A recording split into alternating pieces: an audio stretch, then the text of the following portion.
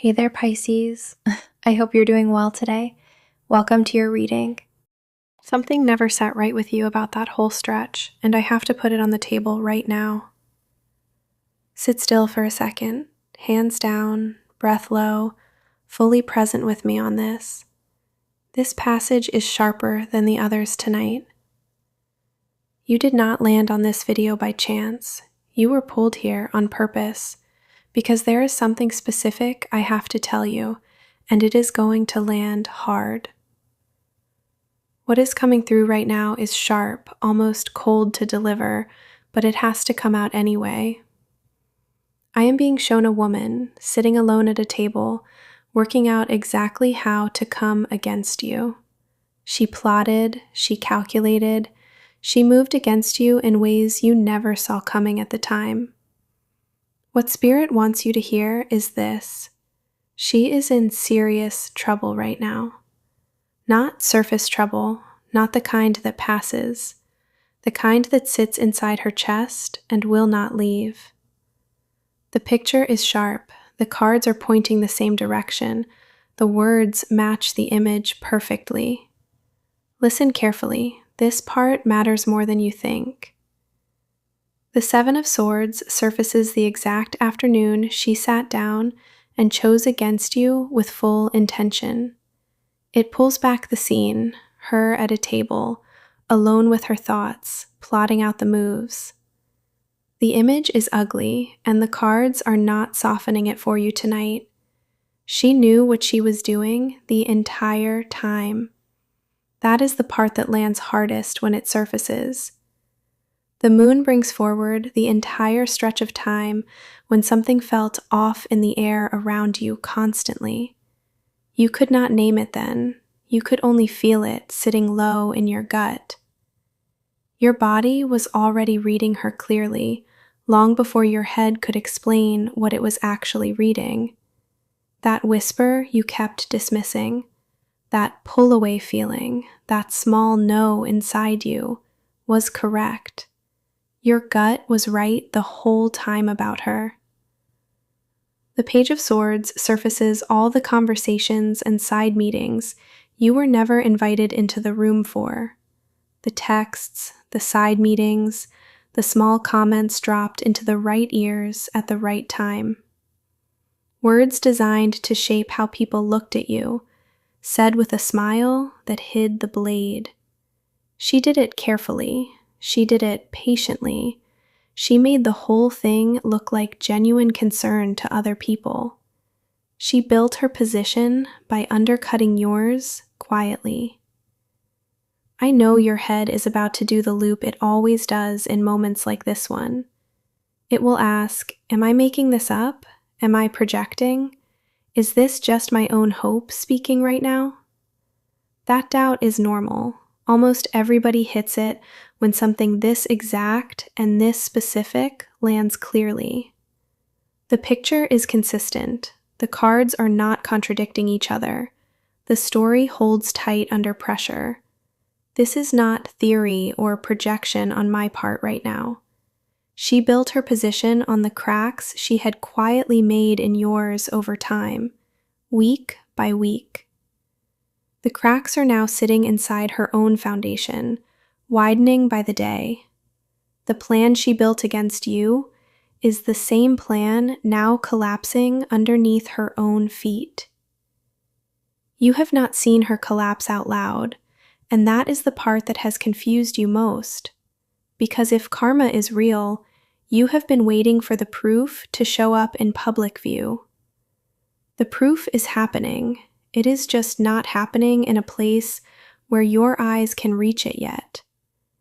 The consequences are eating her from the inside, not the outside, and not yet visible to the rest of the world. She is sitting inside her own head, watching her plan rot from the inside out slowly, week by week. Karma does not announce itself when it arrives. What you are picking up is the inside of her crisis, not just the outside performance. The hum around her name has changed. The room feels different when she walks in. The air is colder. People are quietly stepping back from her one by one, and she can feel every single step they take. She does not have the words for it yet, but her body knows the ground is moving under her feet. The mask is slipping, slowly but steadily, week by week. What you are feeling right now is not paranoia or imagination on your part. The cards are naming a pattern you have always sensed in your body, even when you tried to ignore it.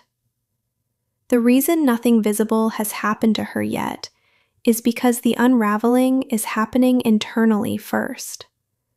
This is how real karma actually works. Not in headlines, not in scenes, but inside the person who set the trap. What you cannot see from where you sit is what is happening inside her head right now. She is not sleeping the way she used to sleep. Her nights have become long, her thoughts sharp, her mind racing. The body she used to carry confidently is starting to wear the weight of what she chose. The Nine of Swords surfaces the exact image she sees the second she finally closes her eyes at night. It is the scene she will not admit to herself, the moment she chose against you. It plays on loop, the conversation, the calculated move, the step she took with full awareness. She wakes at the same hour every night, and the picture is already waiting for her in the dark. The image does not soften with time, it has only become sharper. She tells herself she had reasons, plenty of them stored up. She had justifications, she had stories that made the whole thing feel acceptable inside her own head. The stories are thinning, the reasons are weakening, the justifications are not holding up anymore. What used to sound clean in her head now sounds thin even to her own ears when she rehearses it. She can hear the holes in her own logic, and it is changing the way she walks into rooms.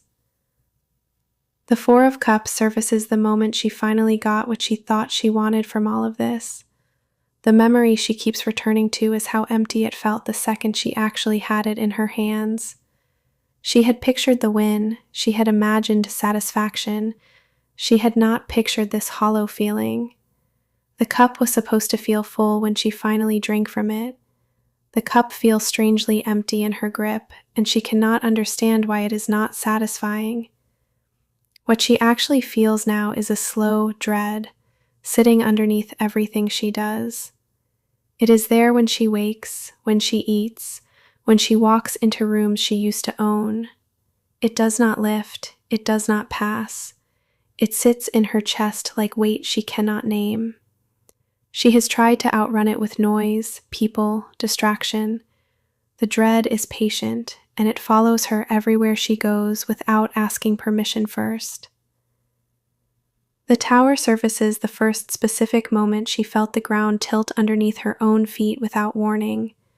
She remembers the date, she remembers the room, she remembers the small comment that started the slide.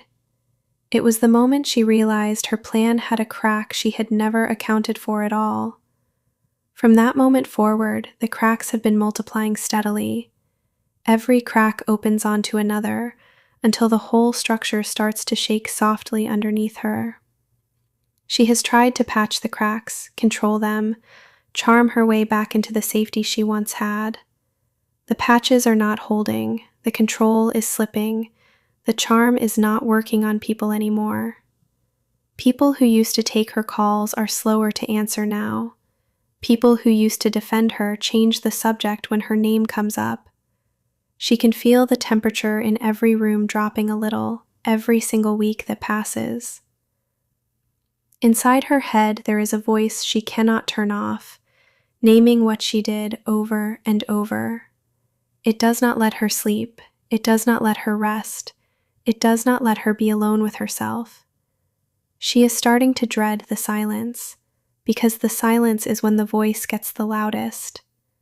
The voice is hers, but she does not recognize it anymore. It sounds like the part of her she spent years pretending was not there at all. She tries to drown it with work, attention, new schemes she is already running in her head. The new schemes feel weaker, smaller, less likely to land than the last one did for her. She is losing her own faith in herself, and that is the part nobody else can see from outside. The confidence she used to weaponize is no longer fully there when she reaches for it. This is the inner world you have been sensing without being able to see it from outside the room. This is what Spirit was pointing toward when it said she is in serious trouble right now. Not trouble that other people are putting on her. Trouble she is doing to herself, daily and hourly. The plot has become the prison she cannot walk out of. She is the only one inside it, and she does not yet have the key to leave. She thinks about you more than she will ever admit to anyone in her life right now. Your name comes into her head at strange hours, unprompted, unwelcome, impossible to push away. She is not thinking about you with affection. She is thinking about you with a quiet kind of fear. Because somewhere inside her, she knows you are exactly where she tried to keep you from being.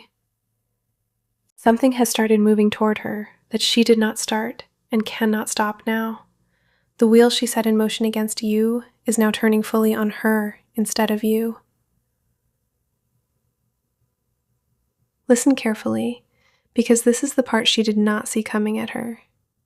The current that was running quietly underneath the whole story is now picking up real speed.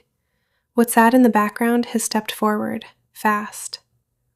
The Justice card surfaces every small moment when the scales were quietly tipped against you in private rooms over time. Each moment has been weighed, each kept on record by something larger than her. The weighing is finally happening out in the open, where she cannot hide from it anymore. The scales do not care about her story. They only care about what was actually done in the dark. Justice does not arrive with noise or warning bells. It arrives with precision, with timing, with a quiet kind of finality she cannot argue against. The verdict has already been written. It is only the delivery that is still in motion right now. The current under her feet has reversed direction. It is pulling her the other way now, against the same force she once used to her advantage. What she once thought was the floor underneath her is now the ceiling pressing down on her head. It does not negotiate. It does not soften its findings. The Eight of Wands surfaces every rumor and message and piece of truth that has been flying for weeks. They have been moving fast through rooms she is not in, into ears she did not get to reach first. The arrows are in the air, and they are pointed precisely where she fears them most right now. What used to take months to surface is now arriving in days. What used to stay buried is coming up clearly now. The speed is the part she did not prepare for at all. She built her plan around slow time, around quiet time, around the time she thought she controlled. That time is gone now, and the new time is moving faster than her old plan can keep up with. The arrows fly. They do not pause to ask her for permission. The Five of Pentacles surfaces every door she once walked through with confidence and ease. It surfaces the exact moment those same doors started closing quietly against her without warning. She has noticed. She has felt it. She has not admitted it to herself out loud yet. The rooms she used to walk into easily now require a second knock at the door. The people who used to clear space for her now find themselves busy when she arrives. She is standing outside, in a cold she did not used to feel, and the door is no longer hers to open. What is coming for her is closer than it was a week ago at this same hour. What is coming for her is closer than it was yesterday morning when she opened her eyes. What is coming for her is closer than it was an hour ago, and the gap shrinks by the minute now. She can feel the approach without being able to name what is approaching her. Her body knows before her mind will let her admit it out loud to anyone in her life. The pieces are falling into place at a speed she cannot match or slow down anymore. Conversations she did not control are happening at the same time, in different rooms, against her. The picture other people are forming of her is being painted from outside her reach now. She used to control the story she lived inside. She used to control the angle. She used to control the room she walked into with full confidence. She controls none of those things anymore, and she can feel the control slipping by the hour. The pieces are not random. The pieces are converging on her with a kind of precision. It is not chaos closing in, it is order. The slow arrival of the consequence she built herself. The trap she set has the exact shape of her own footprint pressed into it for everyone to see clearly. This is what Spirit means when it says she is in serious trouble right now. Not theoretical trouble, not symbolic trouble. Actual, specific trouble, closing in from several directions. The cards are not exaggerating. They are naming what is already in motion against her, quietly.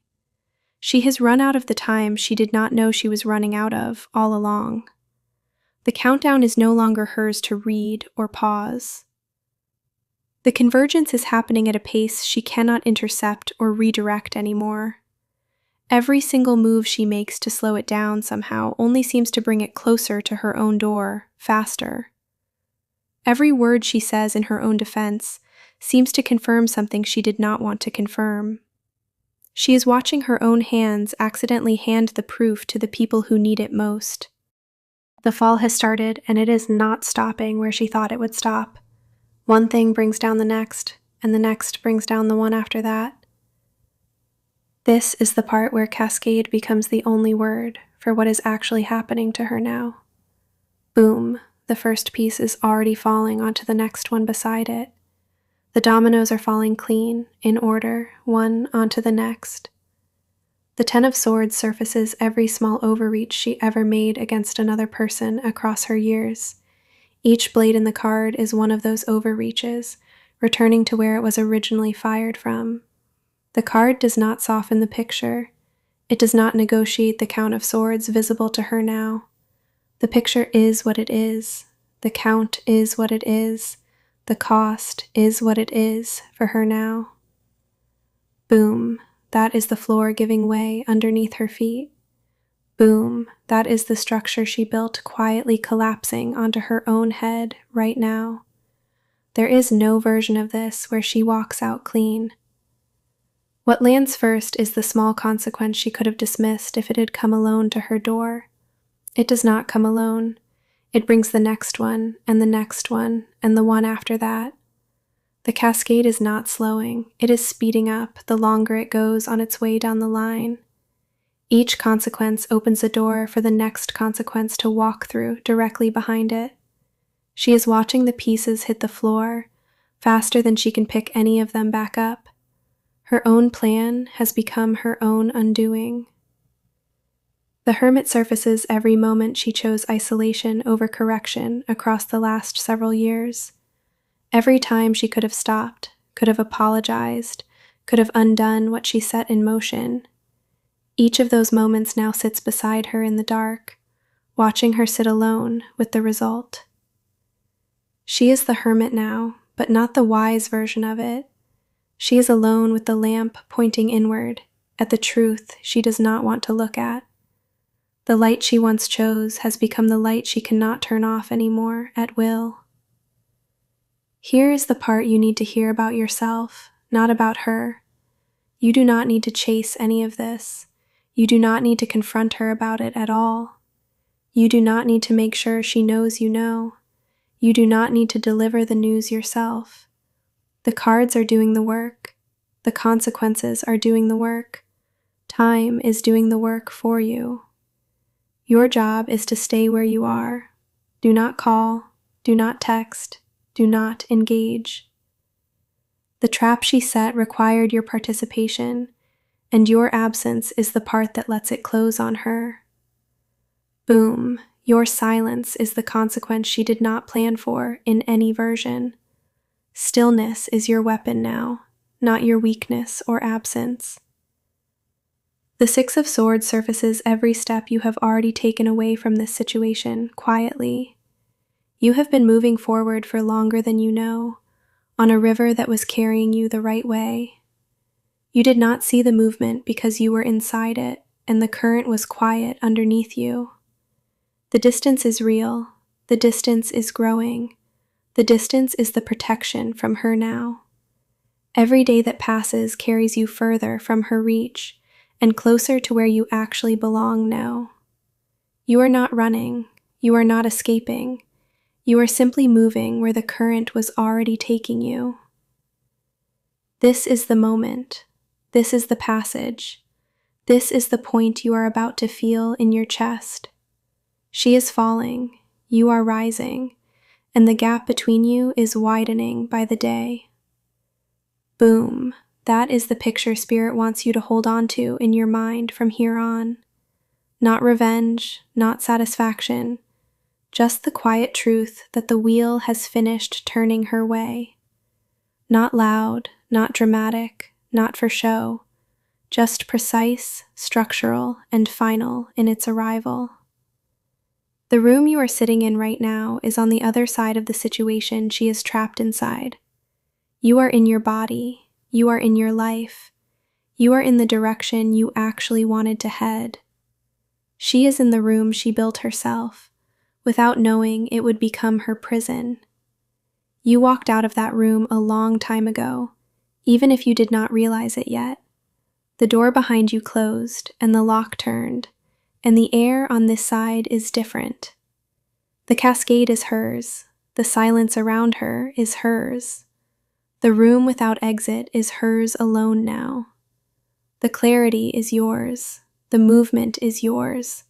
The river that carries you forward is yours too. Boom. That is the line Spirit wants drawn between the two of you from here forward. The line is already drawn, and it cannot be unmade by anything she tries from this point on. What stays with you after all this finishes closing on her is the part that matters most now. This is what you take with you. This is what becomes yours. This is what cannot be undone going forward. The reading is turning toward you, away from her, toward the ground you stand on cleanly now. The star surfaces every moment in your life when something tried to take you down and could not. It surfaces the memory of every fall you have already gotten up from on your own, quietly. You have been here before, and you survived that one too. You are the one with the water and the sky tonight. The light is yours, the water is yours, the open ground is yours from this point forward. What is happening to her is not happening to you. The card shows the bath, the water flowing, the sky open above you tonight. What changes from here forward is specific, and the cards want to name it clearly for you tonight. You become the one who does not need to be told twice when something feels wrong in a room. You become the one who trusts the small no in your body when it shows up quietly early on. You become the one who does not stay in rooms that are quietly working against you anymore. You become the one who walks out when the air feels off. You become the one who reads the temperature of a room before the room can read you back clearly. You become the one who keeps your circle small, intentional, and trustworthy from this point on. The Nine of Pentacles surfaces every quiet investment you have made in yourself across the years. Every choice to keep going, every choice to stay decent, every choice to keep building when no one was watching. That investment is now your garden, and you are standing inside it with your own two hands. The garden is yours alone, and that is not a punishment. That is the proof of what you built. You do not need her permission for any of this. You stand on ground you bought with your own quiet years. Stay still in your body. Stay close to your breath. Stay near the people who already see you clearly. Do not chase the news of her fall. You do not need to witness it directly to know it is happening to her right now. Do not check on her. Do not look her up.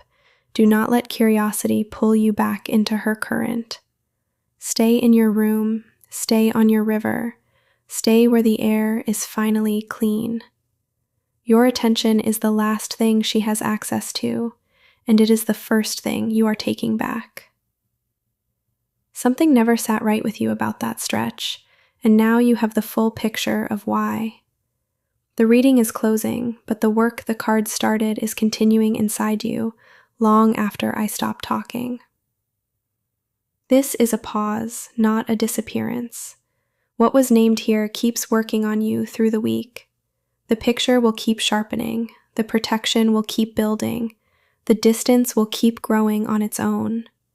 You do not have to do anything to make this real. It is already real, and it is already happening on its own time, not yours. The cards across this reading were Seven of Swords, Moon, Page of Swords, naming the plotting clearly. Nine of Swords, Four of Cups, Tower, named the inside of her current crisis without softening it once.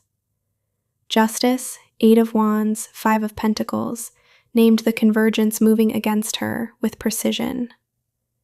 Ten of Swords, Hermit, Six of Swords, named the cascade and your own quiet passage to clean ground. The Star and Nine of Pentacles named what stays with you tonight, healing and your own garden. Return to this picture whenever you need to remember what you heard. If this reading reached you somewhere it needed to reach, drop a comment so I know you are here. Hit the like button so this reading reaches the next person who needs to hear what you heard. Subscribe if you have not already, because more readings are coming and you do not want to miss the next. The comments are where the real conversation happens. Tell me in the comments where this one landed for you specifically and what hit hardest. You are protected. You are guided. You are exactly where you need to be in this moment of your life. The wheel has turned. The picture is clear. The air on this side is finally yours. You did not deserve what she did to you, and you do not have to carry it for one more day.